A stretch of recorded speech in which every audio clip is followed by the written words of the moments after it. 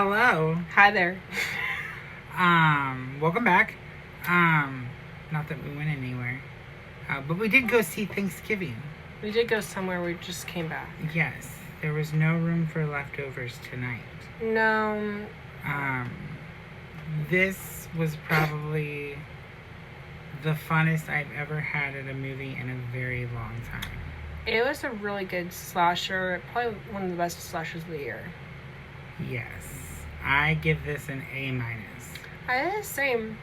I enjoyed this movie a lot. It definitely was different than a lot of movies I've seen.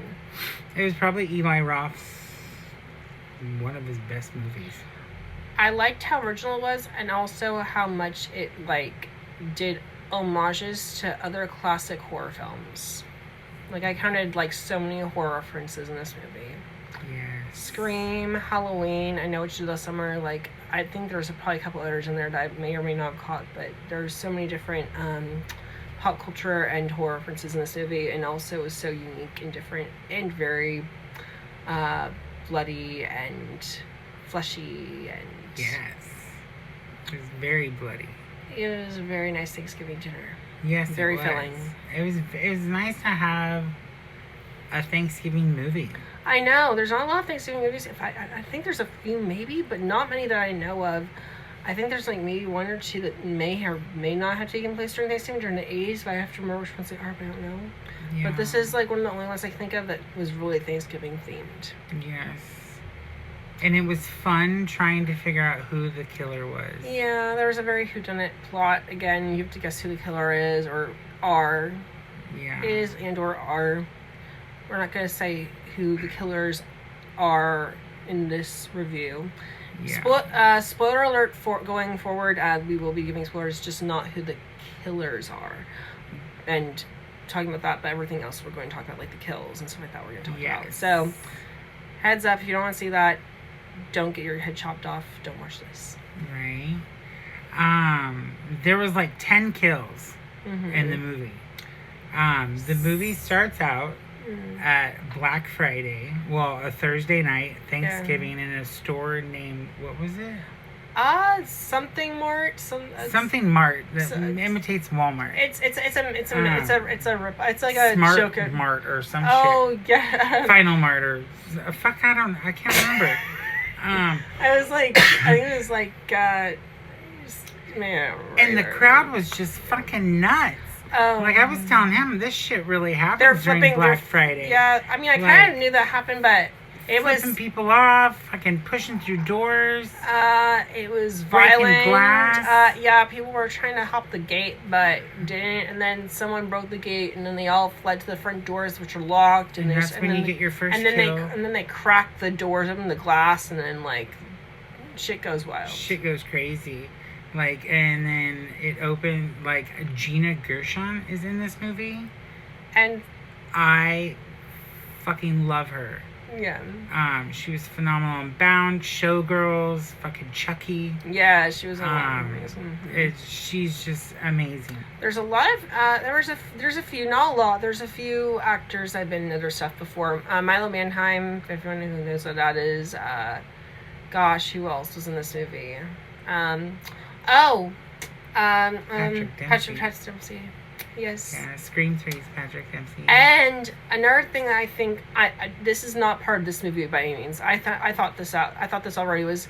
It's Spyglass is one of the the ownerships of this movie, and it's also the company that did Scream 5 and 6, and made me think if he might return as Sydney's husband in Scream 7. I think he might come back. It made me feel like it's going to be more confirmed that he's going to be in it, but I don't know. It's just a little thing. I was especially after his performance in this.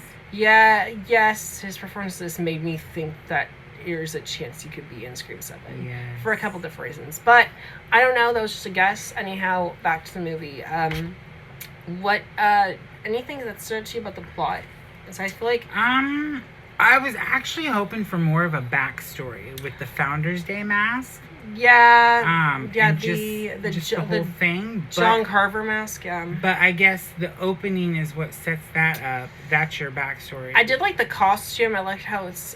I mean, I thought pilgrimy. I mean, maybe that's, I don't know, offensive to someone. I don't know. But The Pilgrims deserve a serial killer too. they do. And now we have one. Now we have one. I don't think we've ever had anything like that. We've had stuff. We've had all sorts of stuff. We had Santa killers. We've had like pumpkin killers and skeleton killers and all sorts of stuff. We've never had like a Thanksgiving killer. Yeah. Like a costume at least. So the events of the beginning, the Black Friday thing, Or what the movie's kind of about. What the movie's about. It flashes a year forward. It's like after a the incident. it's a. I'm not gonna say everything, but it is sort of a revenge plot. Yes. Yes. And they just people from the store that was there that night start getting killed off in the most gruesomest fucking ways. Yeah, the people, like the Black Friday stuff, everyone gets killed off. Not everyone, there's a few people that get killed off. Everyone gets beat up, but there's a couple people that actually die in the Black Friday incident. All very unpleasantly, but yeah, it was, well, pleasantly but unpleasantly for them. Right. So, then it kind of flashes forward a year. It's Thanksgiving again, and someone or some people want revenge for something that had to do with that night. No, there were so many good kills. There were. You said yours was. I think it was the Spoilers. Spoilers. Like I said before, just spoilers. We're going to talk not about the killers, but about the kills themselves. I think, I'm not positive. I think possibly my favorite kill was the one where this woman gets stabbed in the back with a pitchfork and thrown at her out like she's leaving the door, and then she gets cooked alive in an oven.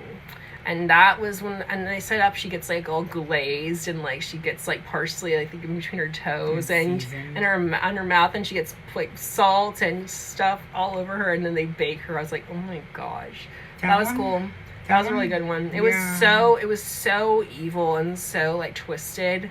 Like even and she says, "Don't kill me," and he puts a thermometer in her shoulder. And as much as a bitch she was, like, you kind of felt bad for her. I felt badly for her. Yeah, and she even tried to save someone before she died. Spoilers, but yeah, I said that like 50 times. Anyhow, but another one that was pretty good was there's a character in the beginning who gets like I'm not gonna say who it is. It was like pretty cool kill though. Not like they get their hair goes underneath the car, and then someone like tugs the car, and then it peels her scalp. That was a pretty. I'm not gonna say which character was, but that was a pretty decent one. I mean, there was a lot of good kills in this movie. I don't know. It's hard to pick. I don't know. That's probably my favorite oven kills. scene was really good. That scene with trampoline, the trampoline. There's a scene with the trampoline. Knife going through the trampoline. That's just fucking awesome. Twisting a head around 360, or at least 180. But the one chick, that first she gets her face frozen to the wall or to the door. Oh yeah, and then she runs. Because she's getting chased by the killer's in a car chasing her down, and then she runs into a dumpster. And the fucking dumpster cuts her in half. And right when she's about to get in, the car rams into the dumpster, and the lid swings down and closes on her body, and it cuts her right in half. Yeah. And then all her intestines fly out. That was pretty cool. That was pretty gross. Yeah, it was. Should we do a part 2? We could. It's gonna get long, but anyhow, we'll continue part 2. Yeah, we'll do a part 2. Because there's a lot to talk about, I think. Stay with us. All right, cool. We'll be back. Be back. Check out part 2. Yes.